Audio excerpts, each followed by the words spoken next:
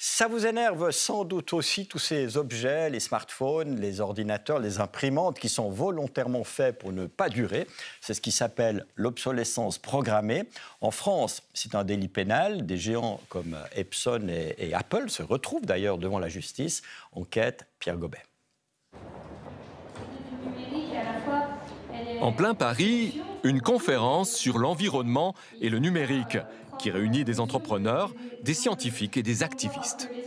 On a déjà déposé 2 plaintes et ces 2 plaintes elles concernaient justement les produits électriques et électroniques.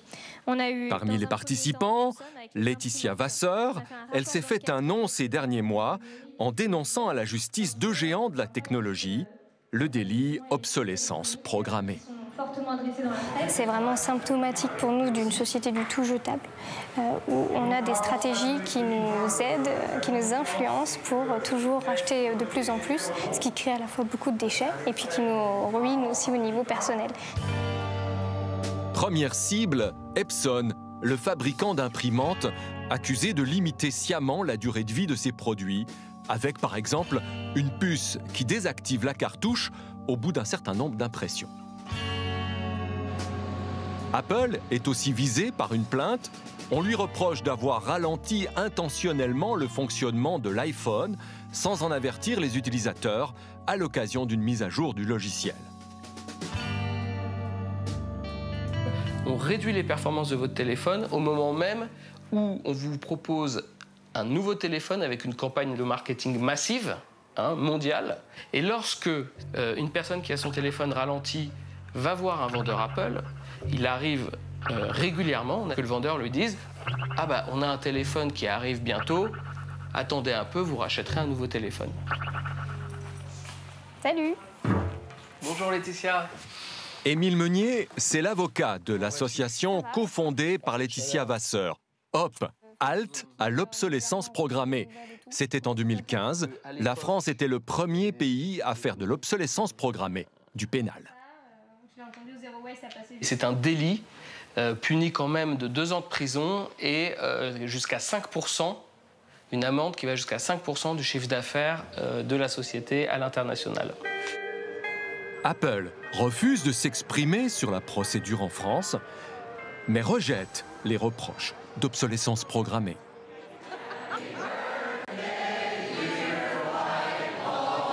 Une fête d'anniversaire. Les 100 ans de cette ampoule installée dans une caserne de pompiers de Californie. Oui, c'est bien la même qui brille ici depuis 1901. Les ampoules, un cas d'école d'obsolescence programmée. En 1924, les principaux fabricants fondent à Genève le cartel Phébus. Ils se partagent le marché mondial et imposent une norme. Le produit ne doit pas dépasser les 1000 heures de durée de vie. Les producteurs qui vont au-delà sont même punis par le cartel.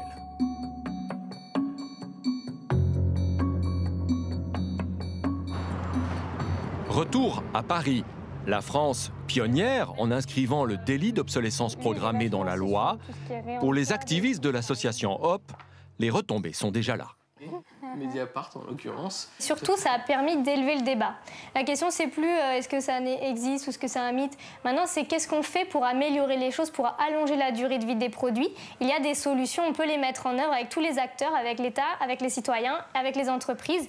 Maintenant, voilà, il faut se mettre au travail pour vraiment améliorer les choses. Désormais, c'est la décision du procureur de la République que tout le monde attend. C'est lui qui pourrait renvoyer les 2 géants technologiques devant un juge.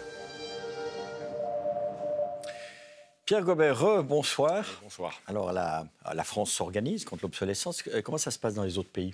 Eh bien, il y a eu une multitude de procédures lancées contre Apple un peu partout dans le monde, notamment en Israël, en Corée du Sud, aux États-Unis. Et puis, il faut signaler le cas de l'Italie, parce que là, il y a eu des sanctions prises par le gendarme de la concurrence cet automne contre Apple et Samsung pour pratiques commerciales malhonnêtes, avec des amendes qui se sont élevées à plusieurs millions d'euros. Et en Suisse, la situation? Alors, il y a eu plusieurs interventions parlementaires à Berne, un premier rapport du Conseil fédéral en 2014, mais sans suite. On attend un nouveau rapport maintenant pour cette année ou l'année prochaine, mais pas de projet législatif concret. Mais sur le fond, la difficulté, ce n'est pas justement d'apporter la preuve qu'il y a bien une intention de faire vieillir les produits prématurément. Oui, c'est peut-être ça un peu l'obstacle, en tout cas dans le scénario français, avec un délit pénal. Il faudrait presque être à l'intérieur de l'entreprise pour pouvoir prouver qu'il y a une intention de mettre dans le produit un défaut, une faiblesse. Donc pour certains, il y a peut-être d'autres pistes qui sont plus faciles, comme par exemple l'extension de la garantie légale des produits, ou encore un système d'étiquetage qui indiquerait le degré, l'indice de réparabilité des produits. Et puis, l'obsolescence programmée ne concerne pas seulement les objets high-tech. Il y a aussi l'exemple des bas qui filent, qu'il faut parfois jeter à peine qu'on les a achetés. 2 Suédoises ont décidé de changer tout ça. Elles ont lancé les collants qui résistent. Alors, Pierre, vous êtes allé voir ça de très près. On le vend comme un accessoire glamour. Le collant, pour les femmes, c'est un compagnon indispensable, mais pas forcément fidèle. Il file, s'accroche, s'use très rapidement. 2 milliards de paires dans le monde. Chaque année, c'est beaucoup de pétrole et beaucoup de déchets. Lynn veut changer tout cela. Cette trentenaire suédoise a lancé avec une amie Swedish Stockings, une marque de collants qui se veut durable.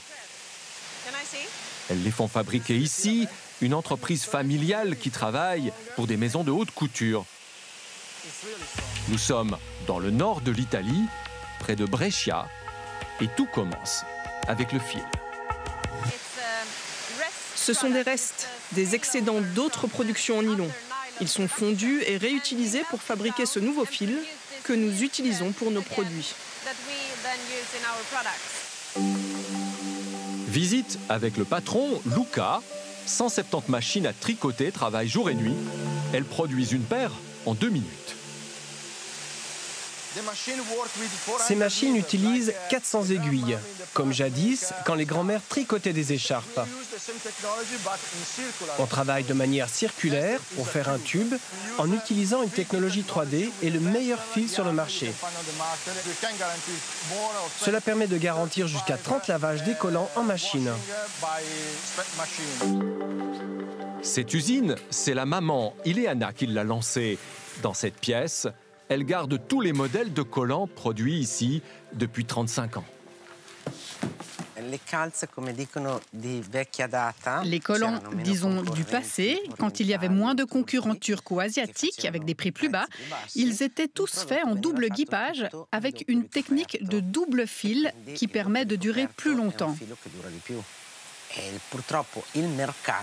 Le marché s'est alors concentré sur le prix, rien que sur le prix, ce qui a fait baisser la qualité.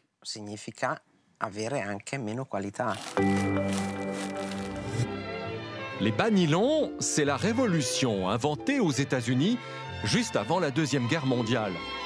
À l'époque, c'est un produit réputé solide, qui dure.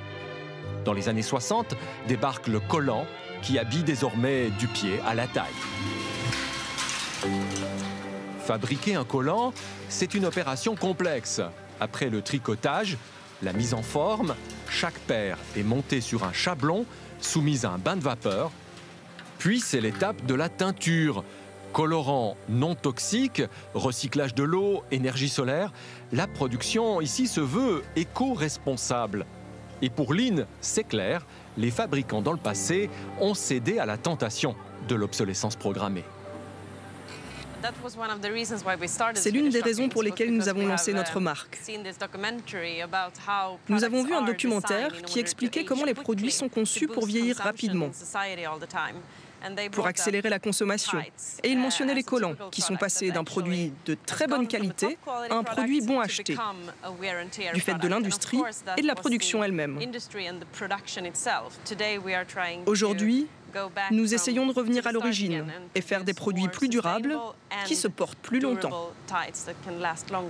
Le marché a beaucoup changé à cause du succès de la fast fashion, la mode bon marché. Ils ont réduit la qualité du fil et de la production avec un impact sur la loyauté du consommateur.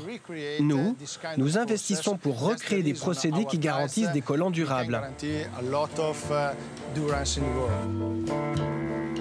Et pour boucler la boucle, Lynn encourage ses clientes à renvoyer leurs collants usés pour les réutiliser plutôt que les jeter. Nous les broyons et ils sont utilisés comme rembourrage dans des cuves en fibre de verre. Ce n'est pas glamour, mais c'est déjà quelque chose. Quant au prix d'un collant durable, chez Swedish Stockings, c'est autour des 30 francs la paire, entre le moyen et le haut de gamme.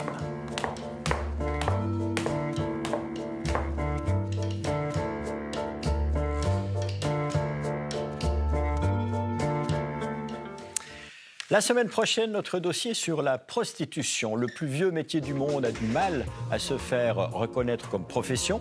Une campagne a même été lancée pour l'interdire. Or, dans ce contexte, vous entendrez des travailleuses du sexe défendre leur métier à visage découvert et sans tabou.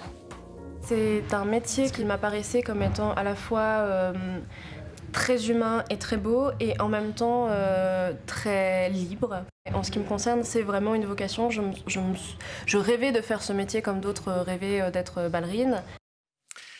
Là-dessus, faites de beaux rêves. On se retrouve lundi prochain.